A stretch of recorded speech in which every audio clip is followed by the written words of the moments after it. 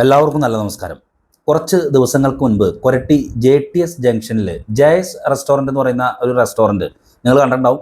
ആ റെസ്റ്റോറൻറ്റിൻ്റെ മുൻപിൽ വൈകുന്നേരം ഓട്ടോയുമായി വന്ന അജി എന്ന് പറയുന്ന ഓട്ടോ ഡ്രൈവർ, അദ്ദേഹം ദേവമാത ഹോസ്പിറ്റലിൻ്റെ മുന്നിൽ ഓട്ടോ ഓടിക്കുന്ന ചേട്ടനാണ്. അദ്ദേഹം ആ ജയസ് റെസ്റ്റോറൻറ്റ് അകത്തേക്ക് കയറിപ്പോയി. പിന്നീട് അവിടെ പരിസരവാസികൾ കണ്ടത് അദ്ദേഹം രക്തത്തിൽ മുങ്ങി വരുന്ന ഒരു അജി എന്ന് പറയുന്ന ചേട്ടനെയാണ്. ഓട്ടോറിക്ഷയോട് ചേർന്ന് അദ്ദേഹത്തെ നിർത്തിയതായി പലരും കണ്ടു. പിന്നീട് അതിനുശേഷം ഞാൻ പിറ്റേ ദിവസം അവിടെ വന്നപ്പോൾ അറിയാൻ സാധിച്ച സംഭവം, ഈ ഹോട്ടൽ ഉടമയും അവിടുത്തെ അന്യസംസ്ഥാന തൊഴിലാളികളുമായ ചിലരെ കാണാനില്ല എന്നായിരുന്നു.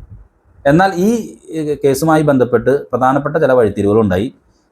ഈ വിഷയത്തിൽ ഈ അജി എന്ന് പറയുന്ന ചേട്ടനെ മർദ്ദിച്ച ഒന്നാം പ്രതി Jithin, son of Joy, Parambi house, Koratty എന്നയാൾ ഇന്നലെ കോടതിയിൽ കീഴടങ്ങുകയും പ്രതിയെ റിമാൻഡിൽ ഇരിഞ്ഞാലക്കുട സബ് ജയിലിലേക്ക് അയക്കുകയും ചെയ്തിരിക്കുന്ന ഒരു വാർത്തയാണ് നിങ്ങളെ അറിയിക്കാനുള്ളത്.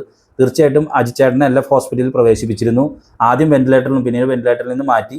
എന്നാൽ ഇപ്പോൾ അജിച്ചേട്ടനെ ഡിസ്ചാർജ് ചെയ്ത് വീട്ടിലേക്ക് കൊണ്ടുവന്നിട്ടുണ്ട്. പക്ഷേ അദ്ദേഹത്തിൻ്റെ കാഴ്ചശക്തിക്ക് ചില പ്രശ്നങ്ങളുണ്ട് എന്നാണ് ബന്ധുക്കളിൽ നിന്നും അറിയാൻ സാധിച്ചത്. വളരെ ക്രൂരമായിട്ടുള്ള മർദ്ദനമാണ് ഈ ഒന്നാം പ്രതിയായിട്ടുള്ള ജിതിൻ എന്ന് പറയുന്ന വ്യക്തിയിൽ നിന്നും നേരിട്ടത്. ഒരു കുടുംബത്തിൻ്റെ അവസ്ഥ തന്നെയാണ് തകർന്നു പോയത്.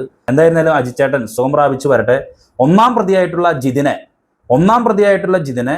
കോടതിയിൽ ഇന്ന് ഹാജരാക്കുന്നതിനിടയിൽ എനിക്ക് നേരിട്ട് കാണാൻ സാധിച്ചു. കോടതിയിൽ കീഴടങ്ങിയ ഒന്നാം പ്രതി ജിതിനെ കൊരട്ടി പോലീസ് കസ്റ്റഡിയിൽ എടുക്കുകയായിരുന്നു. ഇന്ന് വീണ്ടും കോടതിയിൽ ഹാജരാക്കി റിമാൻഡിൽ അയച്ചിരിക്കുകയാണ്. കൊരട്ടി JTS ജംഗ്ഷനിലുള്ള ജയസ് ഹോട്ടലിൽ രാത്രിയോടെ എത്തിയ അജി 50 വയസ്സ്, സൺ ഓഫ് അയ്യപ്പൻ എന്നയാളുമായി ഹോട്ടൽ നടത്തുന്ന ഒന്നാം പ്രതി ജിതിൻ ടിയാൻ്റെ ജോലിക്കാരുമായുണ്ടായ എന്തോ തർക്കത്തെ തുടർന്നുള്ള വിരോധത്താൽ 30/10/2023 രാത്രി 7:45 മണിയോടെ അജിയെ കൊലപ്പെടുത്തണമെന്നുള്ള ഉദ്ദേശത്തോടെ എന്തോ മാരകായുധം ഉപയോഗിച്ച് അജിയുടെ കഴുത്തിന് പിറകുവശത്തോ തലയ്ക്ക് പിറകുവശത്തോ ശക്തമായി അടിച്ചു പരിക്കേൽപ്പിക്കുകയും അജിയെ ഒന്നാം പ്രതിയും ജോലിക്കാരും ചേർന്ന് ഹോട്ടലിൻ്റെ അകത്തു നിന്നും വലിച്ചിഴച്ച് ഹോട്ടലിൻ്റെ പുറത്തു കൊണ്ടുവന്നിട്ടു.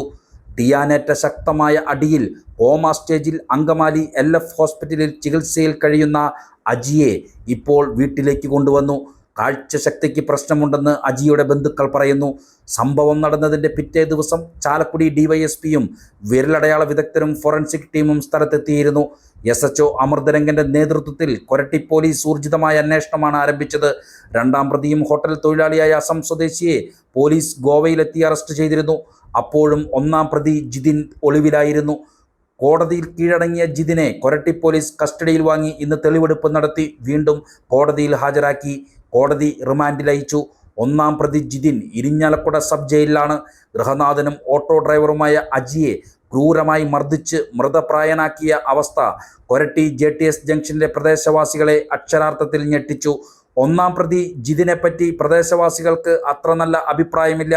ഒന്നാം പ്രതി ജിതിൻ നടത്തിയ ക്രൂരമായ ഇത്തരം ചെയ്തി മൂലം ഒരു ഗൃഹനാഥൻ്റെ ജീവിതവും കുടുംബവും തകർന്നു. ഇത്തരം ചെയ്തികൾ ആവർത്തിക്കപ്പെടാതിരിക്കട്ടെ.